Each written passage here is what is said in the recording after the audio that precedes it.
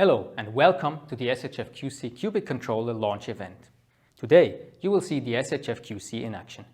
As a fully integrated system to control and read out 6 qubits, the SHFQC marks a new standard in terms of simplicity, speed and performance in quantum computing.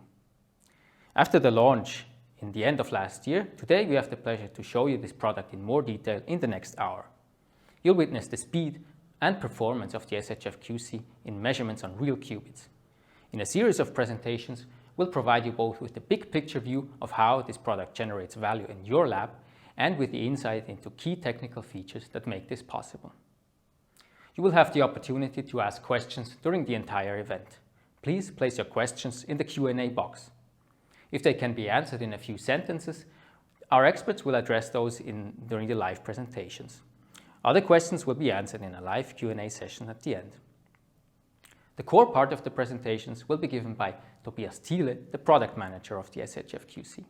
I'm Bruno Küng and I'll show you how the SHFQC integrates into our quantum computing control system. But to start, we have the pleasure to hear from our CMO Jan Benhelm about our company's mission in quantum computing and the highlights of the SHFQC. Please, Jan, the floor is yours. Thank you, Bruno, and hello everyone. Please let me start with a few words about the company. Zurich Instruments was founded in 2008 as a lock-in amplifier company, and today we are about 130 people from more than 20 nations. I think it's fair to say we are a company of scientists for scientists with a very strong international approach. The biggest news over the course of last year, company-wise, was certainly the acquisition by Rohde & Schwarz, a test and measurement company based in Munich, Germany. How does this impact our quantum mission? So we want to help build real quantum computers and be the leading quantum computing control system provider worldwide. Now, this is a tough challenge since the science and the technology is moving really fast. And so the combination of a fast-moving SME with the backing and technological power of a large test and measurement company like Rohde & Schwarz is the winning way forward. Where are we today with our QCCS? Now, after the first attempts building AWGs in 2014, we introduced the worldwide first quantum computing control system already in 2018. This is what we today refer to as Generation 1. 2 years later, in 2020, we started to introduce already the second generation, which also includes the microwave detection and generation in the instruments. So the SHFQA as a qubit analyzer to detect qubits and the SHFSG as a signal generator to control qubits. Today's presentation will all be about the latest addition, the SHFQC, which is essentially the combination of the QA and the SG in a single box. Let me give you a few specifications. So the SHFQC comprises up to 6 signal generator control channels. It hosts a quantum analyzer channel for multiplexed readout. All the channels cater to frequencies of up to 8.5 gigahertz with a bandwidth of 1 gigahertz. We use a double superheterodyne up and down conversion scheme, which provides the best signal quality and high signal power to provide the best gate fidelities for our customers. Now, how can you benefit? What's the idea behind this instrument? Now, one big aspect was certainly the economic use for smaller systems. So smaller systems comprising a handful of qubits, it makes a lot of sense to have only a single instrument to control the entire setup.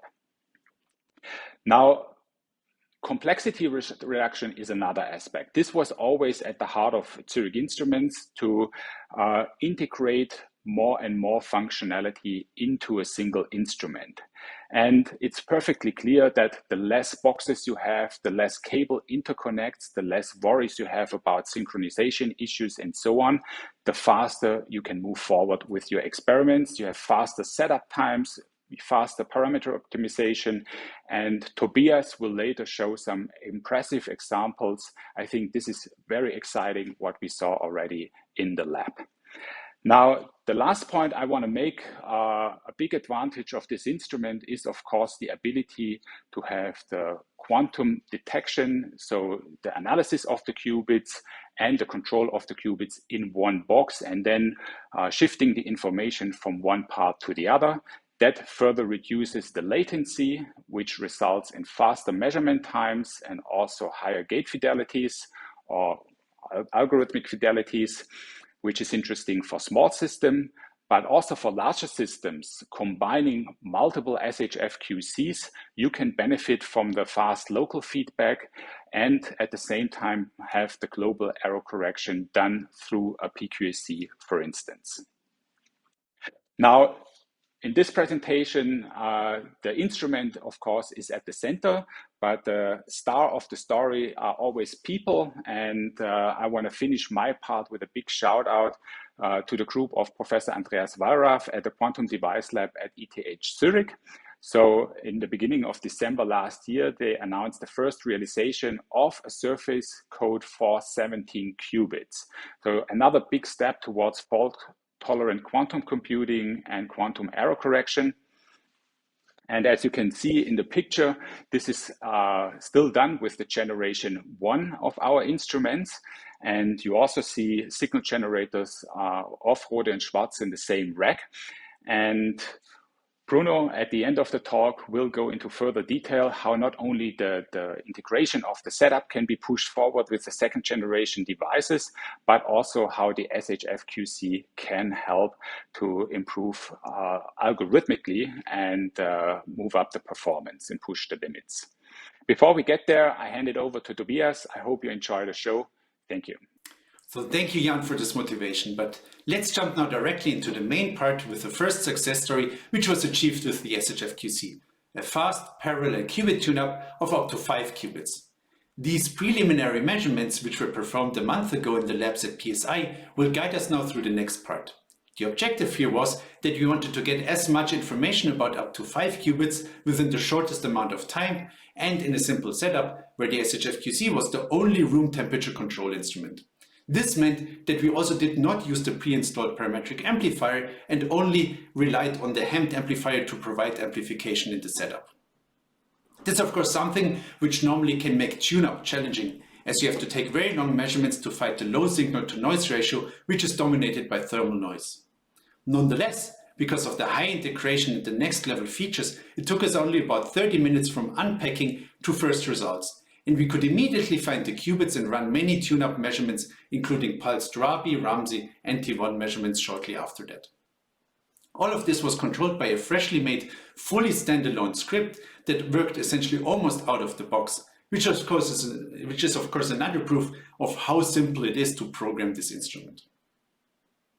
So in the experiments, we had 5 qubits at partially very different frequencies, and all of them were connected to one readout line. The main measurements which we did were hence to first characterize the readout line and the readout resonators, and then look for the qubit resonance frequencies, and finally perform then a pulsed measurement on all qubits in parallel. Along these measurements, we'll now first discuss the quantum analyzer readout channel and how we can characterize the resonators at the speed limit. Then we discuss next generation features of the control channels on the example of a parallel qubit spectroscopy and how we can efficiently implement complicated sequences. All this before we then discuss further advantages of the fully integrated control system when discussing feedback and error correction. Let's start with the results where we measured the transmission of the qubit feed line hosting 5 resonator per cell filter elements. Here we took 1,000 points and integrated each point for 10 milliseconds. This corresponds to a physical speed limit of about 10 seconds. With the FPGA programming of the readout channel, we actually hit this limit, with only less than a second needed in addition to completely configure the device from scratch. So let's see what is notable about this measurement. First, we get a measurement over 1.4 GHz in one shot. This is completely out of the box and does not require any mixer calibration. Also, since in the system every readout resonator is hybridized with its own per cell filter, we do actually expect 2 resonances per readout element. These are indicated here. This means that we do not see any images or spurious signals even at these low powers that we measure, which is of course an indication of a great spectral purity. Also important to understand is that we get the full vector information about the transmission, so the amplitude and the phase, in a single measurement.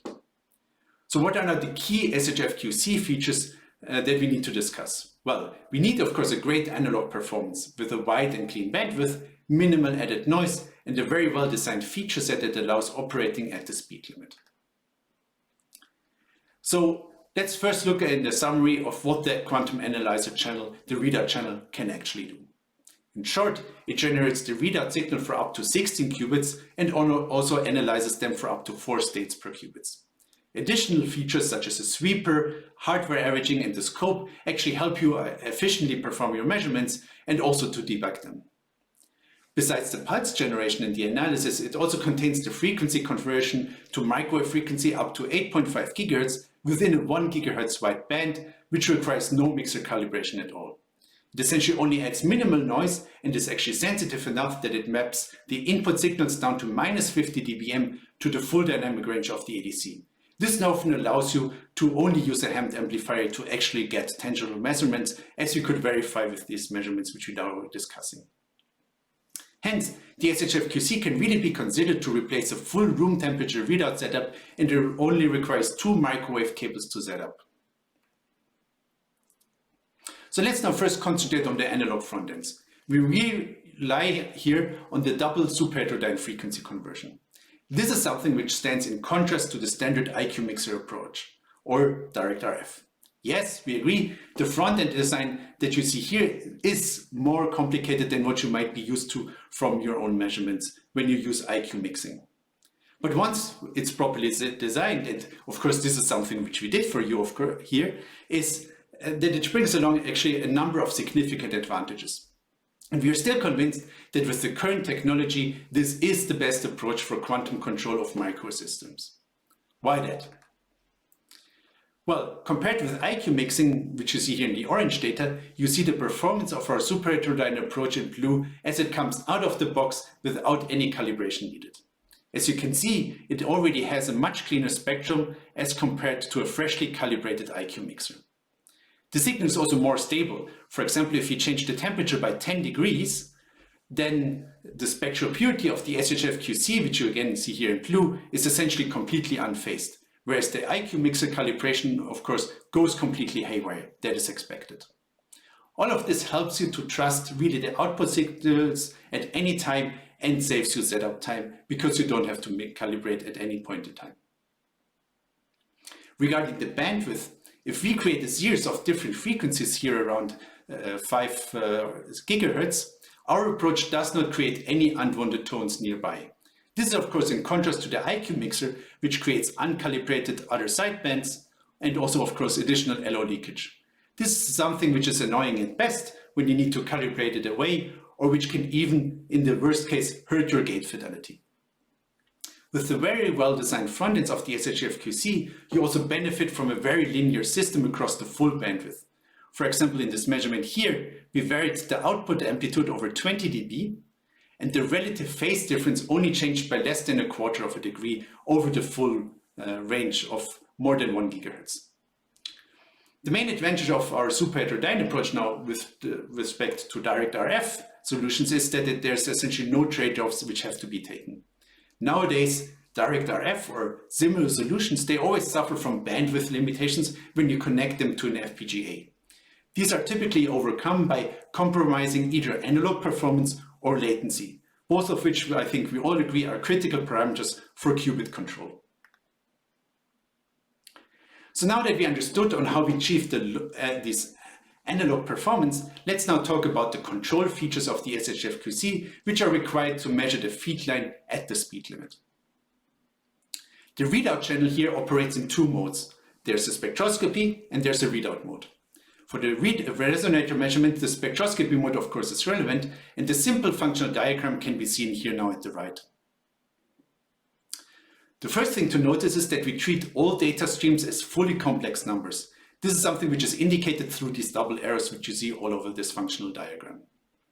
The sweeper module is the brain of the spectroscopy mode, It essentially collects the measurement data and also uses the FPGA to operate a numerical oscillator at the speed limit.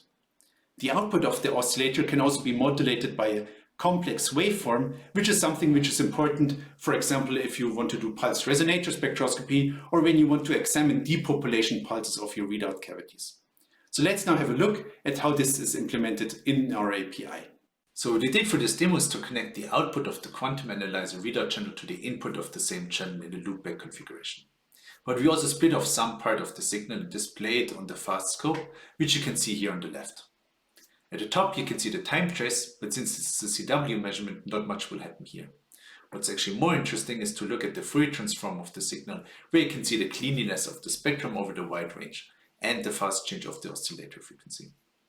We also show a spectrograph down here, such that you can see the time evolution of the Fourier transform. This is of course something which would be interesting when we quickly change the frequency and do hardware averaging. On the right you can see our API control that controls the instrument on a basic level. We've already connected to the instrument and now open here the sweeper module, which is the main controller for the spectroscopy mode. Then we pre-configure it, for example by choosing a center frequency of 6 GHz and an input power of -15 dBm. The sweep that we are going to show will extend over the maximum instantaneous bandwidth, which means from minus to plus 1 GHz, so over the full 2 GHz internal bandwidth. And we measure, similar to the measurements at PSI, 1,000 points and average for 10 milliseconds per point. We choose the output amplitude in here to be 90% of the maximal range and do not average. Then we configure the instrument and start the measurement. And indeed, you can see the frequency changing quickly over the intended range. Nice also is that we get live updates on the current frequency. At the end now, you can see the analog bandwidth of the filters kicking in at about 750 MHz. This is of course 50% higher than what we specify, but it's of course very nice to see that you can actually use it quite beyond that. When you plot the data, you can see the in-band transmission measurement in amplitude and phase. Clearly, we see here the edge of the analog bands and the more than 1 GHz instantaneous bandwidth that is available to us. So in the end, this measurement is suitable to characterize the full feed line and find the resonators. In the next step, one typically wants to focus on a single resonator and vary the readout power to find the optimal operation point of the resonator. This is very easy to implement now, as we can see here. We only have to modify the parameters that we want and now loop over the different powers. For this measurement, we choose now to measure 10 amplitude points for one resonator, but we now actually want to average, so we reduce the number of measurement points to 100 and average now 10 times in a cyclic fashion. Executing this measurement, we indeed see how the power of the readout tone quickly scans over the 100 points and repeats in a cyclic fashion. This is something you can see here in the spectroscopy. And how the output power actually changes over almost 20 dB. In the results, we see again that the amplitude changed, but the phase is quite unfazed by the large change in power, as you cannot see the different measurement steps in this graph here. Let me show you one more thing. So we have shown you now these results here on this external scope, but on the other hand, we actually do have a scope integrated into the quantum analyzer channel. And this is actually quite useful because it measures directly the input of the quantum analyzer channel of your readout chain. This can, for example, help you determine the propagation delay through your feed line. And this is something which we do here with this measurement or code snippet, in which we essentially first generate a simple pulse at, in this case, 100 MHz. Then we just send it down in a repeated fashion, average 2 to the 16 times, and in the end, take the average trace or download the average trace, which has been acquired in real time on the instrument. And then we determine from this measurement sort of the propagation delay, because we know exactly when we started the measurement. So of course, this is something which you can fully control by API, but we also have a GUI, which you can see here. And in this GUI, you can also visualize directly the scope. So in this case, we have also the time and frequency information available to us if we want to. So now if we execute this, then indeed we do see that it measured here a pulse, it downloaded the results, but you can actually also see the measurement here in this in the GUI appearing automatically, and you can zoom in and of course have a closer look. Of course, we could repeat the measurement and then see also the frequency space, and here again we see we actually generate a frequency of 100 megahertz as we intended to. And this code snippet here gives us directly what is the delay of our system. In this case, we actually pre-configured it already to be perfectly in time, in this case 226 nanoseconds. So after that, let's now continue with the slides and jump into the next measurement, where we measure parallel qubit spectroscopy in seconds by adding signal generator control channels to the experiment and operate them in sync with the readout. First, a quick reminder. We find the state of a superconducting qubit using dispersive readout. When the state of the qubit changes, the readout resonator shifts. And if we probe the resonator at a specific frequency, in this case here, fres, then we will see a different transmission depending on the state of the qubit. For example, here, high transmission if the qubit is in the ground state and low if it is excited. In our case, we track 5 resonators connected to the same readout line, meaning we need to frequency multiplex the probing and the detection of all 5 resonators at the same time, and for each see a change in the transmission. Hence, our strategy for this measurement is to track the change of this orange signal here for all readout resonators while we sweep a continuous excitation pulse on the control lines for each qubit. And here are the preliminary results of one of our first tries. For each of the 5 qubits, the horizontal axis corresponds to the frequency of the control signal, and the vertical axis corresponds to this orange signal that we indicated before. And of course, we indeed see a change of the signal once we hit a qubit frequency. All this data here was acquired in parallel, 1,000 points each, and we integrated for 20 milliseconds per point. And again, we hit the speed limit of almost 20 seconds, with the main overhead given only by sending a software trigger down to start a synchronized measurement on all channels. Let's have a closer look at the measurement of qubit 1. What is important to note? Besides, again, operating at the speed limit and acquiring all data in parallel, we benefit here as well from the large and clean mixer calibration-free bandwidth of the control channels to be able to find all qubits quickly. Because of this, we can actually rely on the signals we see not being artifacts and identify them easily as charge line crosstalk here or the GF half transition of the qubit. So what are the key features worth discussing for this measurement? Well, we'll understand how we use the readout channel to efficiently perform repeated parallel qubit readout and how we ensure synchronous operation of all channels. The analog front ends are identical to the readout channel, so we'll not discuss them again. To do the parallel qubit readout, let's have a closer look at the readout mode of the quantum analyzer readout channel. The heart of the channel is our sequencer that controls a special waveform memory. In this waveform memory, we can store up to 16 readout pulses to read out up to 16 qubits. And then the sequencer can choose in real time which of these pulses are added up and then sent down to the readout resonators. Of course, for this measurement, we only need 5 pulses for the 5 different qubits. So how is this done actually in detail? Well, on the basic level, we control our FPGA by programming the sequencer through a C-type language, which gets compiled and then executed in real time on the machine.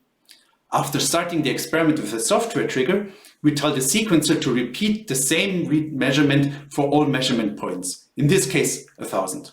And of course, for the number of averages, which correspond to 20 milliseconds. These are 10,000.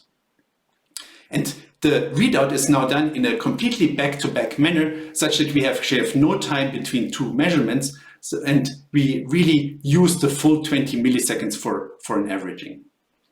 In each repetition, a single instruction that takes the minimal amount of time controls the whole readout. This is here this start QA command. And in the first input, we tell the instrument here to take the first 5 stored readout pulses, add them up, and send them to the quantum chip. As discussed, This is happening in the waveform memory and the sequencer module. With this line then, we tell the instrument that all 5 qubits should also be read out. For this, the instrument integrates the incoming signals here with a bank of integration weights. And each integration weight essentially filters out the response of only one resonator.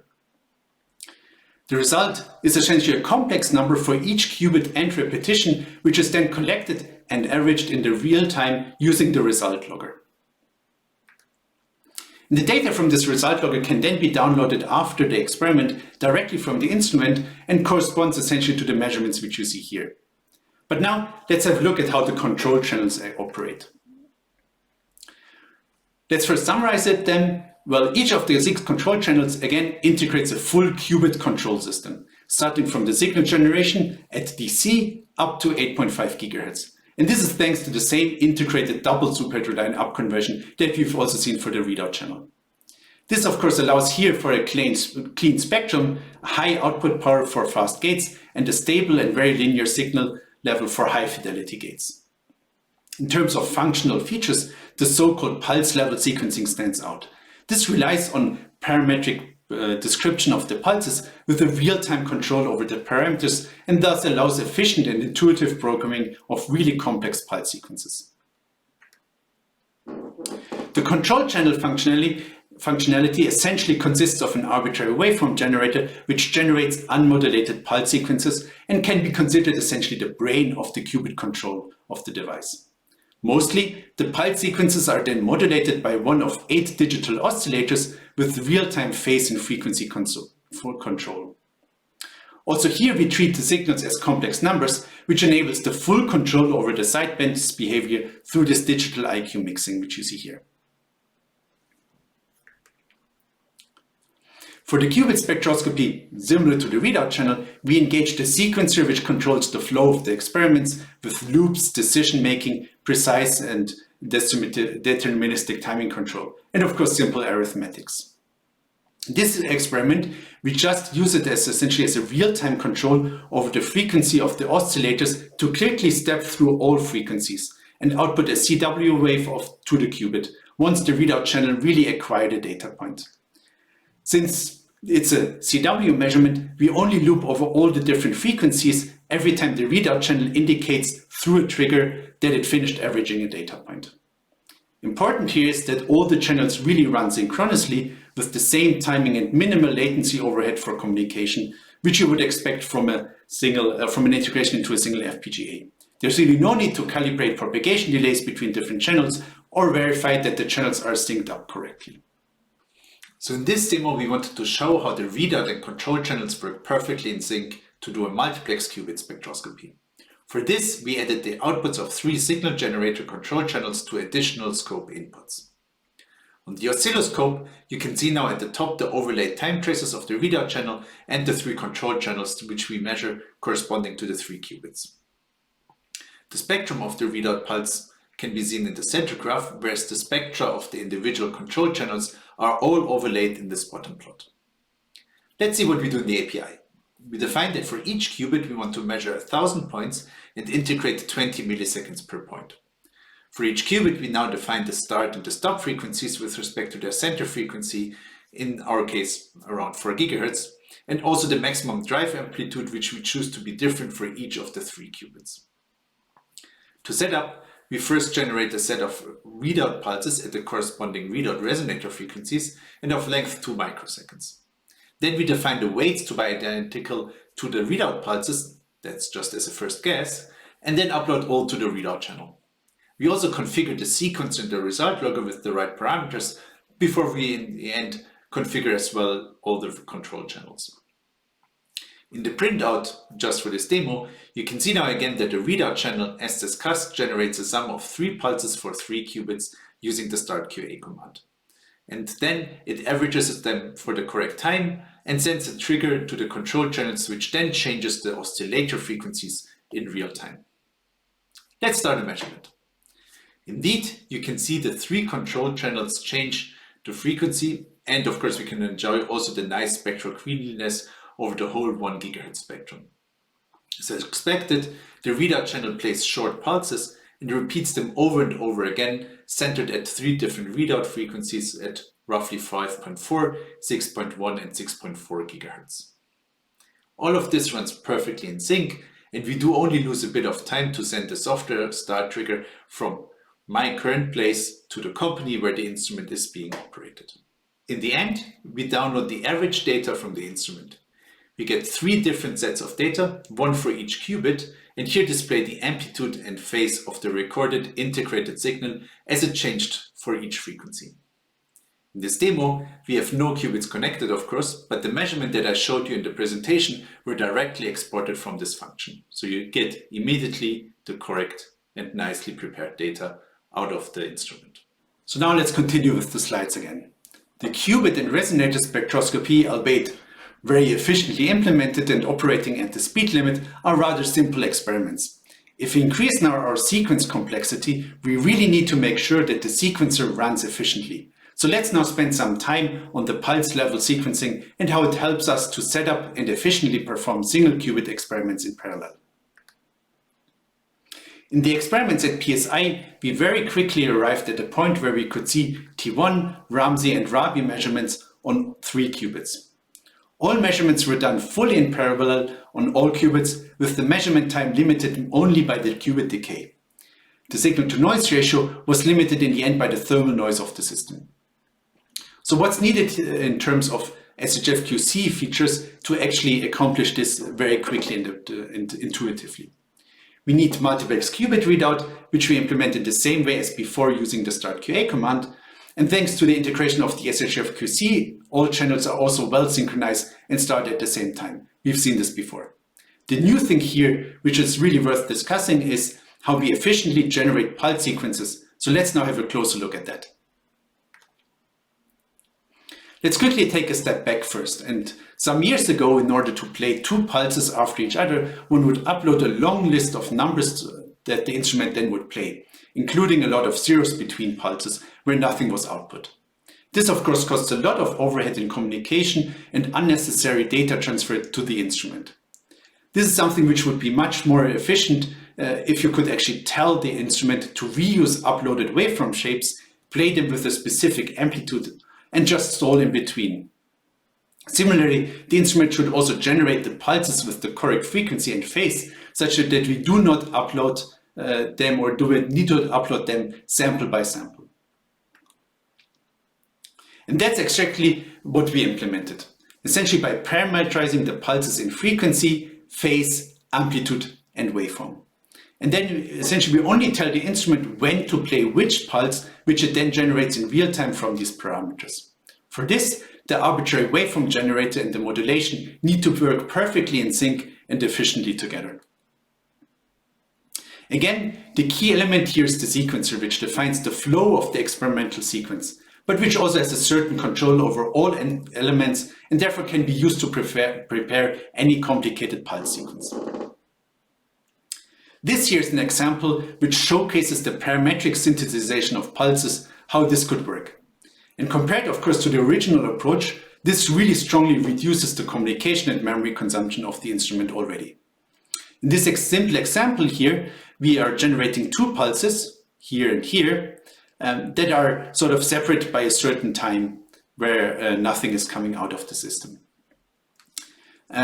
Each pulse has a different frequency, the first one 200 megahertz, the second one 100 megahertz, different phase, 0 and 45 degrees, and also different amplitudes. The first one 0.5 and the second one actually iterates between 0 and 1 of the same pulse that we reuse from the first pulse, from the same pulse shape.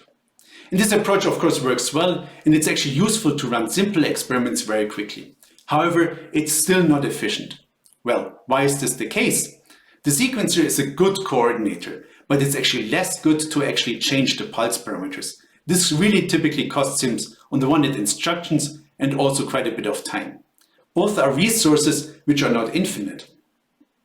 And in addition, it's also a bit complicated to read this sequence program, and it's also, in addition, incompatible with efficient feedback and branching in very complicated sequences, such as, for example, this one here, where you consider running experiments with multiple qubits, a lot of individual pulses, and the parameter of each pulse might even change depending on the measurement results which are interleaved with this pulse sequences here.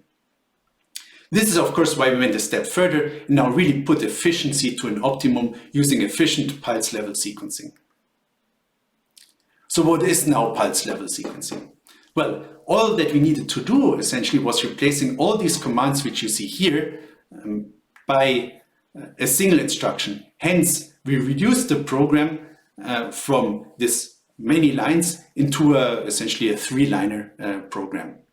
And now these new commands, this execute table entry commands, calls now an entry of the so-called command table. And this is a list which can be separately uploaded and exchanged. And the command table now stores all the relevant information about the pulses which need to be played, such as, for example, which waveform which it reads from a list of all uploaded waveforms in the memory, the amplitudes for the digital IQ up conversion, which you see here, the specific phase of the pulse, or which oscillator and frequency actually modulates the pulse. These entries, such as the amplitude and the phases, can also be incremented every time that entry is called, which is something which comes in really handy if you want to, for example, efficiently implement virtual Z-gates or a Rabi experiment. So what's now the benefit even for simple sequences? The programming is intuitive yet extremely flexible. For example, for a Ramsey sequence, we just iterate over the number of averages and the separations between the two pulses, and we only call 2 times the pi/2 pulse, which is stored in a single entry of the command table. All the data which you see here can be quickly and also individually separately exchanged. For example, if you want to modify the waveform, we only exchange the waveform table, or the amplitude of the pulse, then we only exchange the part of the command table or the command table. This is, of course, a very intuitive approach, and even on the basic level, it really helped us to easily program the device, debug it, and also makes sort of changing between similar experiments extremely efficient. All of which helped us in the end to really get these measurements at PSI very quickly done. But that's not the end. Where pulse level sequencing really comes in handy where you can really benefit from this efficient pulse level sequencing to save time and overhead is an experiment which is similar to the one that IBM performed about 2 years ago with one of our HDWGs, which are the baseband control instrument. And there they tuned up a single qubit gate using randomized benchmarking. And this requires playing a lot of different Clifford gates, which you see here, and also then in the end play a recovery gate, which brings the state back to the initial one if no error has occurred in the sequence. Every repetition of such a sequence should be randomized, while at the same time you actually want to quickly change parameters such as frequency or the shape of the pulse, which you want to optimize, maybe in an optimization loop which you run in parallel to the experiment. This is, of course, something which is extremely inefficient to pre-calculate and can only be efficiently implemented with pulse level sequencing. So let's now have a look in a demo on how to optimally implement this in the SHFQC. The approach here is to upload a single qubit pulse shape and then a command table which only contains the 24 possible Clifford gates. What we then do is we upload a sequence program that uses a pseudo-random number generator which executes in real time on the instrument and can be seeded with a known seed.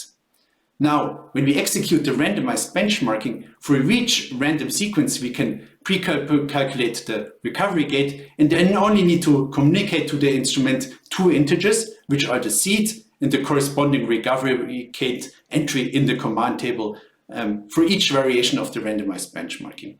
And then, of course, we just need to send a start trigger to execute the experiment. What we can do now at any time is to re-upload the pulse shape and vary it, but we keep the sequence essentially the same. Or if you just want to optimize the frequency or the amplitude of the pulses, for example, if you want to do a drag pulse optimization, we actually don't need to upload anything, as the command table or the sequencer could really take care of this. In the end, this would mean that we could actually run the full experiment in one go. So now let's have a look on how we actually do this in an actual demonstration. So now let's have some fun with randomized benchmarking. Let me directly execute the first part of this demo such that you can understand better what we see actually here. For this demo, we connected the single control channel, which is displayed here in green, and the readout channel in yellow to the scope. Indeed, in the top panel, what you see now here is a sequence of pulses followed by a readout pulse. This is really a proper randomized benchmarking sequence consisting of 10 randomly chosen Clifford gates, a recovery gate, which I delayed here on purpose just to make it more visible, and the readout pulse. The sequence here is running continuously, and I actually do not interfere with it at all. So one of the tasks that we discussed could be to optimize certain parameters. What I'm actually doing here is that I sweep the frequency of the control pulse in real time. This is something which you can see here at the bottom plot in the Fourier transform as the frequency of the pulse changes. So now let's see what this sequence does. Well, the readout, of course, is extremely simple. It just runs continuously, and as soon as it gets a trigger, it will play a readout pulse for 1 qubit and then send a trigger to the scope. The control channel is much more interesting. It also runs continuously, and this, of course, just for demonstration purposes, but then it varies through 1,000 different frequency points. And for each point, it repeats the data for 100 averages. So now in each repetition, it first sets the frequency, if it has not been set already, and then it configures the PRNG, which runs on the machine in real time with the seed, the length of the Clifford gates we want to play, and the command table index of the recovery gate.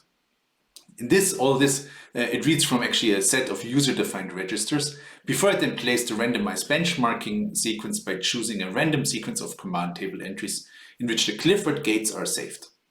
In the end, it then sends a trigger to the readout pulse and plays the recovery gate before it waits for the next iteration of the experiment. If we now go to the experiment, all the sequences are still operating and running. We now defined here a function which updates the registers while the experiment is running, and this is important. This means that upon every execution of this function, we'll upload or communicate to the instrument just 2 numbers, a new PRNG seed and the corresponding recovery gate index. And through the argument, we can actually also choose the number of Cliffords we want to play. In this case, 10 in this time. But we do not we do not interfere or stop the sequence. The instrument is just doing what it should do, executing the function. Which is something which you can see if I now execute this, the sequence changes because of the 2 numbers I upload, but the frequency sweep is not stopped as the instrument continues to follow its experimental flow that we defined through the sequence program which I showed you before. So now let's have some fun. The sequence of 10 Clifford gates is of course nice to see, but as the fidelities increase of the qubits, you rather actually want to have longer sequences. So what I can do now is I can now change the recorded range and then execute this function. What it will do is actually it will essentially in every iteration update the length of the randomized benchmarking sequence by transmitting a single number to the instrument. And all of this happens while the instrument is still carrying out the experiment and sweeping the frequency independently over the full range. One thing is also important to notice that all memory consumptions, be it for example waveform memory, instruction memory, or information which is transmitted to the instrument, is completely independent of the length of the randomized benchmarking sequence. So the resources consumed now for this roughly 1,000 Clifford gates long sequence is actually identical to the one with 10 Clifford gates that we looked at in the beginning. This is really the result of efficient pulse level sequencing. But let's make this even more interesting and actually showcase how efficient we can update waveforms and actually pulse information.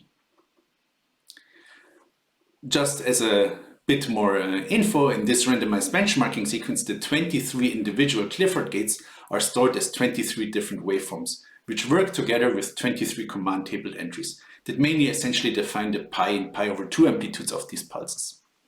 So now what we do in the following code snippet is that we will prepare now 3 different set of information packages which we will quickly exchange with the instruments. For these uploads, and also to not run into invalid measurements in general, we restart the sequence, which is why the frequency sweep restarts essentially at every update of the sequence or of the information on the instrument. In this first information package which we're going to send, we use a Gaussian pulse for the randomized benchmarking and play all pulses with a proper IQ modulation and essentially at the full amplitude. This is identical to as we have it done before. Then in the next one, we will actually replace, so we'll then first do 20 random sequences with 1000 gates.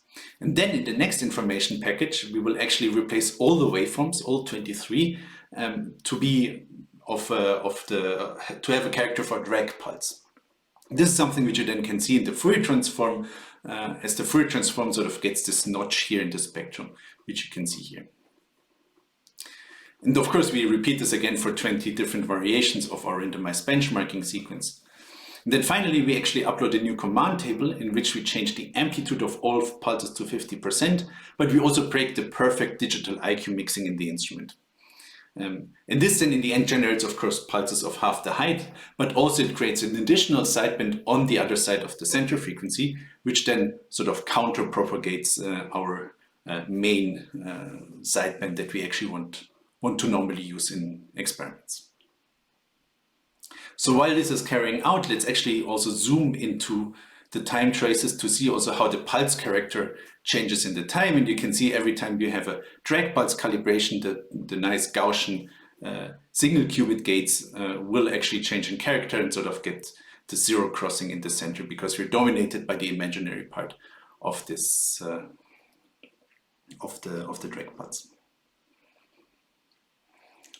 So now, with this demo, we hope that we actually could show you some of the important second generation features of the SHFQC coming together to enable fast and efficient measurements with our qubit controller. It's really nice that also for all these measurements, we could actually rely on the readout and the control to be always perfectly in sync, and that they will not drift apart, as they of course are generated from the same FPGA resource. So we've seen now here really that we can very quickly exchange information with the instrument at the minimal amount of time, but something which we haven't actually touched so far, and if you implement this pulse level sequencing efficient, is actually the thing which is limiting you, for example, is the decay of the qubit. And this is something which is always or often solved through feedback and error correction protocols. Especially the simple feedback operations such as active reset really can further, in this case, speed up your measurements, because they sort of remove the long decay time of your qubit. And of course, performed error correction protocols will benefit from pulse level sequencing, as we've seen it here, and of course are getting more and more complicated as we grow in size and qubit numbers, for example, by combining the several QCs or the QC with other instruments. But actually, more for this from Bruno. So Bruno, the word is yours. Thank you, Tobias. Now in this last part, I'd like to address how the SHFQC can play its full strength when implementing quantum feedback methods, both on the level of small systems and when integrated in a large quantum computing control system. One of the key quantum feedback methods is the active qubit reset. So let's briefly review what it's about. In order to initialize a qubit state, you may do that by waiting passively until the qubit has decayed back into its ground state. But as the qubit technology evolves and these qubits live longer and longer, this can take many tens or even 100 microseconds until it's completed. And this time is lost when you want to repeat the quantum experiment many times. Alternatively, you can initialize a qubit state by doing active reset, meaning you measure the qubit state in a single shot, and depending on the outcome, you apply a reset pulse that brings the qubit back to the ground state if it was in the excited state. And from these data, from one of our application notes, we can get an idea what performance boost you can get in implementing this method. So here, both the rate at which the qubit decays from the excited state, as well as the residual excited state population, are improved by a factor of 10. So this is really worth it. In order to implement that, you need a means to forward data from a qubit readout unit to a qubit control unit. And this in a multi-box setup would be done by cables, by using cables. But in the case of the SHFQC, all these units are on the same FPGA. So the wiring is actually software configurable, and you can connect these control and readout units in any way that you need. Another advantage of having all these in the same FPGA is that the processing latency is reduced.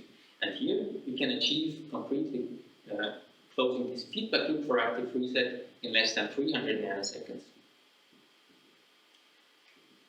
how is the single qubit, the single shot readout actually achieved. So if you have a look again at the functional diagram, the input data is processed in the SHFQC by demodulating or integrating input data with custom programmed integration weights that you can optimize so the signal-to-noise ratio for a given qubit transition is maximized. And since you have multiple of these integration weights available, you can tailor different integration weights to different transitions of qubits and also cover not only excited but also second or third excited state. After this processing the data, lived then as analog points in this IQ plane that you see here on the right. This data, by the way, measured on a real sample at ETH Zurich, and the data is really only limited by the amplifier noise of the readout setup. Now, after this data is available in this form, they are passed on the SHFQC to a thresholding unit that allow you to assign these data points to one of the given qubit state and transform this analog data into digital bit patterns. These can then be forwarded to the control units, where you can use multi-branching in order to decide which pulse to play and reset not only from the excited, but for instance also from the F state back to the ground state. But let's have a look now beyond the single qubit and also beyond the single instrument. If I show again this slide that's showed by Jan, highlighting the results of the QDEF lab at ETH, these were measurements on a 17 qubit chips, and this is of course a regime where we're not talking about a single SHFQC, but about a stack of instruments, or actually a QCCS. But you will see that integrating the SHFQC in such a stack of instruments actually enables new methods in this domain of large qubit chip measurements. And let's have a look what this means behind that. So the measurements at ETH realized quantum error correction. So the basic idea there is among your physical qubits that you have on the chip, some are actually ancilla qubits, and they serve as detectors in order to identify if an error, bit flip or phase flip error has happened on one of the other qubits, which are the data qubits that carry the quantum information. Now, this error correction can be done in post-processing to some degree, as has been done at ETH, but ultimately we want to be able to correct these errors during runtime to have a sustainable operation of a quantum computer. And this requires feedback. And actually, there are two types of feedback that we find completely here. On the one hand, if we look at the circuit, the top 4 lines and the bottom 4 lines, they represent ancilla qubits. And these are measured in each quantum error correction cycle. And we want to reset them after this measurement once we've obtained the result in order to reuse them in the next QEC cycle. This feedback operation is active reset. It's a local operation. We only forward or feedback the information from one qubit back to its own control line. So this is local and involves little data processing in the middle, in between. In turn, the middle 9 lines here represent the data qubits, and depending on what bit pattern is measured on the ancilla qubits, we can decode and identify on which of these data qubits an error has occurred and apply an appropriate correction pulse. But this is now a non-local feedback operation because the data has to go from the ancilla to the data qubits, and it's also involves much more complex data processing because it's multi-bit data, and there's no single path from no fixed path from one qubit to any other. Now we'll see that the architecture of our QCCS actually maps beautifully to such kind of scenarios on large quantum processes like this one or similar scenarios. So let's have a look at this architecture. How is the QCCS actually set up? At the core of it is the PQSC, the Programmable Quantum System Controller, which connects to multiple instruments on the front end, which generate and measure signals via set-sync links. And these links serve both to synchronize and to trigger these instruments in a star-like topology. Thanks to this star-like topology, as we add more channels, the synchronization accuracy is maintained, as opposed to, for instance, the daisy chain topology. And we can go up to 18 instruments, in this case, 18 front-end instruments. In addition to triggering and synchronization, set-sync allows communication of real-time data communication of qubit results, and the PQSC enables central processing of these data. A given superconducting quantum processor typically has three types of interface lines. One of the readout line, input-output pairs. Then there's a number of flux lines and a number of charge lines. And here in this configuration, the readout lines would be connected to the input-outputs of the SHFQC. All the flux bias lines are supplied by the HDAWG, and all the charge lines can be either fed by the signal outputs on the SHFQC or by additional signal outputs on SHFSG signal generator units. Now the qubit, the quantum processor has a certain structure to it as well.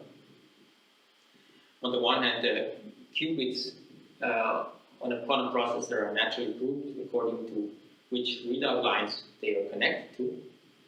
And then on top there's the structure, as we've seen, of having ancilla versus data qubits, or generally qubits which require fast local feedback operations, and other qubits which require centralized and non-local feedback operations. And here the strategy to connect this would be that you group these ancilla qubits under one readout line and hook them up to one SHFQC unit, whereas for all the extra control lines for data qubits under this readout line, you use control channels from one of the SHFSGs, and for all the flux lines, they come from an HDAWG. But both of these, they don't require a fast local feedback operation. Overall, thanks to the choice of instruments that we have to offer on the front end, we were really flexible to match our system to your chip layout, also to your qubit type, be it a fixed frequency or tunable, and to the gate technology that you use. We offer multiple channel count versions on the SHFSG and the HDAWG, both 4 and 8 channel versions, to improve the granularity and match the channel count of the system with your quantum processor. If you need a larger number of readout channels, as what's shown in this example, you can add easily SHFQA units with 2 or 4 channel pairs.